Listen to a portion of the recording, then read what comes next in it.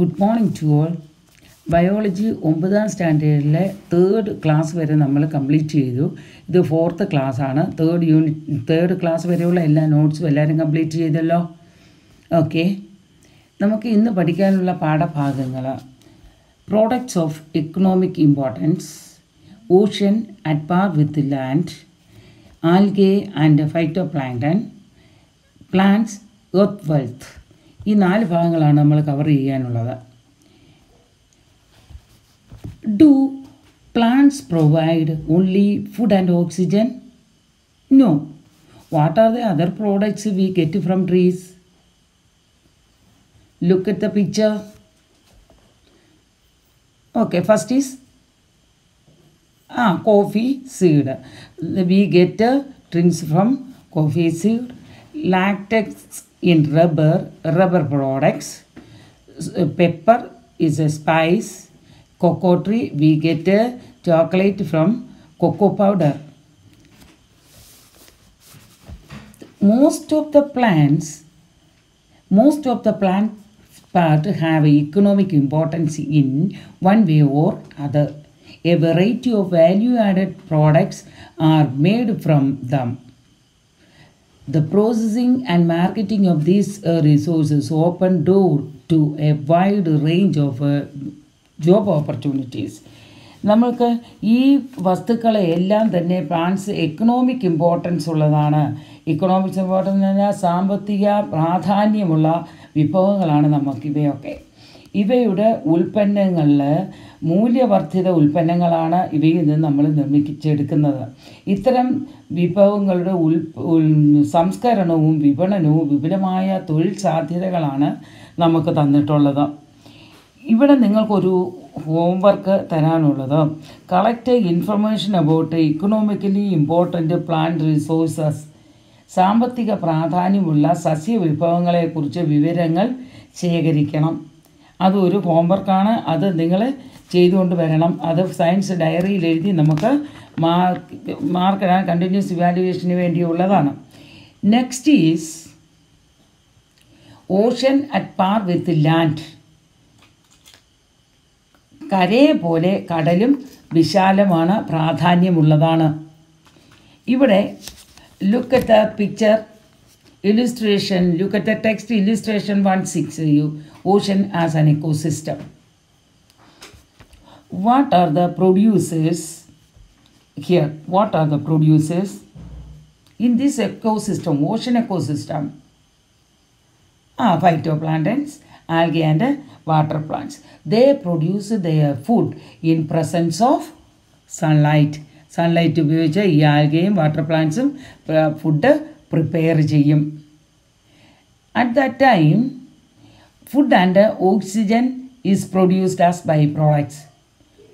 Food is used and oxygen is released in the atmosphere. There are some primary consumers here. Which are they?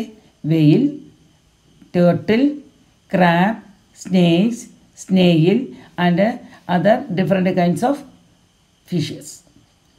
They take these plants food. Then these primary consumers are eaten by the secondary consumers, birds and animals on land. Can you follow me? There are 2 indicators, chief products in the ocean ecosystem. What are they? Okay, planktons, algae and water plants. Importance of photosynthesis in ocean.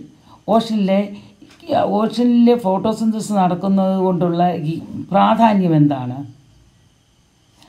These producers in the ocean produce a large amount of oxygen. ഏകദേശം 70 to 80% of oxygen in the atmosphere is contributed by algae, water plants and phytoplanktons present in the sea. That's important. Then next is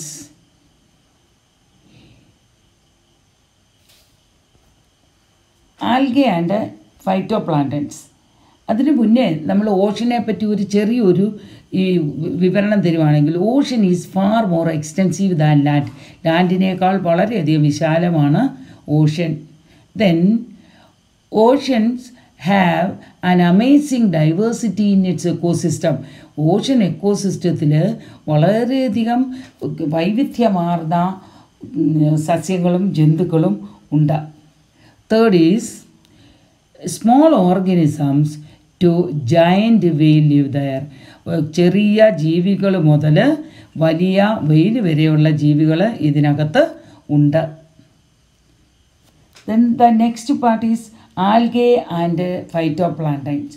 അതിൻ്റെ പ്രാധാന്യം, the world of algae is diverse based on the quantity of the main pigment present in them. Algae may be green, red or brown in colour. ഈ എക്കോസിസ്റ്റത്തിലെ ആൽഗകൾ 3 കളറുണ്ട്. അതിനകത്തെ പിഗ്മെൻറ്റ്സിൻ്റെ വ്യത്യാസം അനുസരിച്ച്, difference വെച്ചാണ് അവയെ തരംതിരിക്കുന്നത്. ചിലതിൽ പച്ച നിറമായിരിക്കും, ദേ ആർ ഗ്രീൻ. ദെൻ ചുവപ്പുള്ളത് റെഡ്. ദെൻ ബ്രൗൺ കളറുള്ളത് brown algae. The algae are diverse in the size too. അവയുടെ വലിപ്പത്തിന് വ്യത്യാസമുണ്ട്. From microscopic size to metres long. കണ്ണിന് കൊണ്ട് കാണാനൊക്കാത്ത മൈക്രോസ്കോപ്പിക് ആയിട്ടുള്ള ആൽഗകൾ മുതൽ വളരെയധികം നീളമുള്ള, ഒത്തിരി നീളമുള്ള ആൽഗകളും ഈ ഓഷനിലുണ്ട്. ഒരു എക്സാമ്പിൾ പറയാം. Sargassum is a large brown alga. ഏറ്റവും നീളമുള്ള ആൽഗയാണ് സർഗാസം. സർഗാസം ഈ കടലിൻ്റെ ഉപരിതലത്തിൽ നീണ്ട് നിവർന്നങ്ങ് കിടക്കും. അതുകൊണ്ട് സർഗാസോ കടലെന്ന് പറയുന്ന ഒരു കടൽ പോലുമുണ്ട്. അവിടെയാണെങ്കിൽ ഷിപ്പ് പിന്നെ യാത്ര ചെയ്യാൻ, ബോട്ടുകൾക്കോ ഷിപ്പുകൾക്കോ ഒന്നും യാത്ര ചെയ്യാനൊക്കെയില്ല. കാരണം ഈ സർഗാസോ ആൽഗെ നിരന്ന് കിടക്കുന്നതുകൊണ്ട് മൂവ് ചെയ്യാനായിട്ട് ഒക്കത്തില്ല. അവിടെ സഞ്ചാരമില്ലാത്ത കടലാണ് സർഗാസോ കടൽ. Then phytoplankton found in oceans are freely floating microscopic organisms that perform photosynthesis. ഈ ഫൈറ്റോപ്ലാങ്ടന് ഉള്ള ഒരു പ്രാധാന്യം എന്ന് പറഞ്ഞാൽ, അവ സ്വന്തമായി ആഹാരം പാകം ചെയ്യും. എവിടെ കിടന്ന്? ഓഷനിൽ ഫ്ലോട്ട് ചെയ്ത് കിടന്ന് അവ ആഹാരം പാകം ചെയ്യും. അതിന് എക്സാമ്പിളാണ് ഡെസ്മിഡ്സ്, ഗോൾഡൻ ആൽഗെ. ഡെസ്മിഡ്സുകൾ, golden algae and cyanobacteria are the examples of phytoplankton. അതായത് ഡെസ്മിഡുകളും ഗോൾഡൻ ആൽഗകളും സൈനോബാക്ടീരിയകളും സസ്യപ്ലവകങ്ങൾക്ക് ഉദാഹരണങ്ങളാണ്. അത്ര മനസ്സിലായി കാണുമല്ലോ. അടുത്തത് നമുക്ക് പറയാനുള്ള ഒരു 2 ഹോംവർക്കായിട്ടുണ്ട്. അത് ജസ്റ്റ് ഞാനൊന്ന് സൂചിപ്പിക്കും, ബാക്കി നിങ്ങൾ എഴുതണം. Ocean get polluted due to various reasons. Find its reasons and prepare short note. നമ്മുടെ നദി എങ്ങനെയാണ് ഓഷൻ മലിനമാകുന്നത്? അതായത് ഈ അസൈൻമെൻറ്റ് 14-ാമത്തെ പേജിൽ ലാസ്റ്റിൽ കിടക്കുന്നതും 15-ാമത്തെ പേജിൽ ഫസ്റ്റ് കിടക്കുന്ന ഈ 2ഉമാണ് നമുക്ക് ചെയ്യാനുള്ളത്. അതിൽ ഒരെണ്ണം നമ്മൾ എങ്ങനെ പൊല്യൂട്ടഡ് ആകും പറയാമോ നിങ്ങൾക്ക്? Chemicals expelled from factories and industries, plastic and other electronic materials. Some animals are eat this plastic and they die after it. Oils from ships, thermal pollution, acid rain, nuclear waste. Yes, കുറേ കൂടെ നിങ്ങൾ കണ്ടുപിടിച്ചെഴുതുമല്ലോ. കണ്ടുപിടിച്ചെഴുതാം. അതായത് രാസവസ്തുക്കൾ ഫാക്ടറികളിൽ നിന്നും വ്യവസായശാലകളിൽ നിന്നും വരുന്നു. പിന്നെ plastic മാലിന്യങ്ങളും ഇലക്ട്രോണിക് സാധനങ്ങൾ, കമ്പ്യൂട്ടറിൻ്റെ ഒക്കെ ഭാഗങ്ങളില്ലയോ, അവയൊക്കെയും അത് മലിനമാക്കുന്നുണ്ട്. കൂടാതെ ഈ ആനിമൽസ്, കടലിലെ ആനിമൽസ് ഈ പ്ലാസ്റ്റിക് എന്താണെന്ന് അറിയില്ല, അവയെ വിഴുങ്ങും. എന്നിട്ട് കുറച്ച് ദിവസം കഴിയുമ്പോൾ അതങ്ങ് ചത്തുപോകും. അത് അവരുടെ അഴുകും, വെള്ളത്തിൽ കിടന്ന് അഴുകുന്നുണ്ടെങ്കിൽ അതും മലിനമാക്കുന്നുണ്ട്. പിന്നെ ഷിപ്പുകൾ യാത്ര ചെയ്യുന്നുണ്ടെങ്കിൽ അതിനകത്തുനിന്ന് ഓയിലെല്ലാം പുറത്തേക്ക് പോകും. പിന്നെ ആസിഡ് മഴ പെയ്യുന്നു, ആണവ റിയാക്ടറുകളിൽ നിന്ന് വരുന്ന വേസ്റ്റ്, ഇവയൊക്കെ ഇതിനെ മലിനമാക്കുന്നുണ്ട്. Last part, plants earth wealth. Earth wealth എന്ന് പറഞ്ഞാൽ പ്ലാന്റ്സ് ആണ് ഭൂമിയുടെ സമ്പത്ത് എന്ന് പറയുന്നത്. നിങ്ങൾക്കറിയാം, service rendered by plants are the substances of living world is unique. നമ്മളുടെ സസ്യലോകത്തിൻ്റെ നിലനിൽപ്പിന് സസ്യങ്ങൾ ചെയ്യുന്ന സേവനം ഏറ്റവും നിസ്തുലമാണ്. എന്താണ്? Plants serve as the cheapest and effective and natural means of purification of air. ഏറ്റവും ചിലവ് കുറഞ്ഞതും ഫലപ്രദവും സ്വാഭാവികവുമായ വായു ശുദ്ധീകരണ സംവിധാനമാണ് സസ്യങ്ങൾ. By absorbing carbon dioxide from the atmosphere and releasing oxygen. ഫോട്ടോസിന്തസിൻ്റെ സമയത്ത് കാർബൺ ഡയോക്സൈഡിനെ സ്വീകരിച്ച് ഓക്സിജനെ പുറന്തള്ളും. Plants provide invaluable service to the living world. നമ്മുടെ ഈ ഭൂമിക്ക് ഏറ്റവും വിലമതിക്കാനാകാത്ത സേവനങ്ങളാണ് സസ്യലോകത്തിൽ നിന്ന് നമുക്ക് ലഭിച്ചുകൊണ്ടിരിക്കുന്നത്. നമുക്കറിയാം, സസ്യലോകത്തിൽ നമുക്ക് എന്തെല്ലാം പ്രയോജനങ്ങൾ നമ്മളിപ്പോൾ പറഞ്ഞു കഴിഞ്ഞു, പഠിച്ചു കഴിഞ്ഞു. അല്ലാതെ ഭൂമിയെ സംരക്ഷിക്കാനായ ഏറ്റവും വലിയ ഒരു ഉറവിടമാണ് സസ്യങ്ങളെന്ന് പറയുന്നത്. നമുക്ക് നോക്കാം.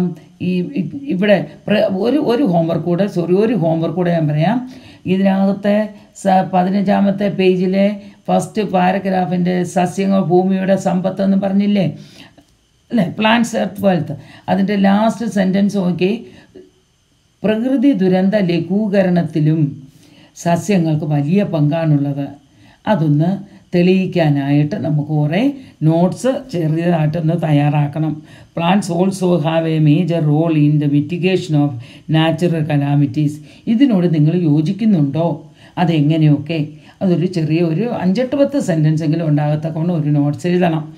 കൂടാതെ mangrove forest, this is a mangrove forest. Mangrove forest help in controlling tsunami to some extent. സുനാമിയെ ഒരു പരിധിവരെ തടഞ്ഞു നിർത്താൻ ഇവയ്ക്കൊക്കും. കൂടാതെ മുളയെന്ന് പറഞ്ഞാൽ ബാംബു ഫോറസ്റ്റ്, റീഡെന്ന് പറഞ്ഞാൽ അതിൻ്റെ ചെറിയൊരു മാതിരിയുണ്ട്, ഈ കൊച്ചുമുള, വിറ്റിവറാണിത്. വിറ്റിവറിൻ്റെ വേരിൻ്റെ പ്രാധാന്യം കണ്ടോ? ഭൂമിയിലെ വളരെ ആഴത്തിൽ പോകാനും നാരുകൾ പോലെയുള്ള വേര് പടലം അവയ്ക്കുള്ളതുകൊണ്ട് ഭൂമിയിലെ മണ്ണിനെ തടഞ്ഞു നിർത്താനും ഭിത്തി ഇടിയാതെയും ഒക്കെ സൂക്ഷിക്കും. അതുപോലെ ലാൻഡ് സ്ലൈഡ് ഒക്കെ തടയാനായിട്ട് ഈ സസ്യങ്ങൾക്ക് ഒക്കും. ഇത് ഈ കണ്ടൽ കാടുകൾ, മാൻഗ്രൂവ് നിങ്ങൾ ഈ കായൽ തീരങ്ങളിലൊക്കെ കണ്ടിട്ടുണ്ടായിരിക്കും. അവിടെ വേരുകൾ കണ്ടില്ലേ?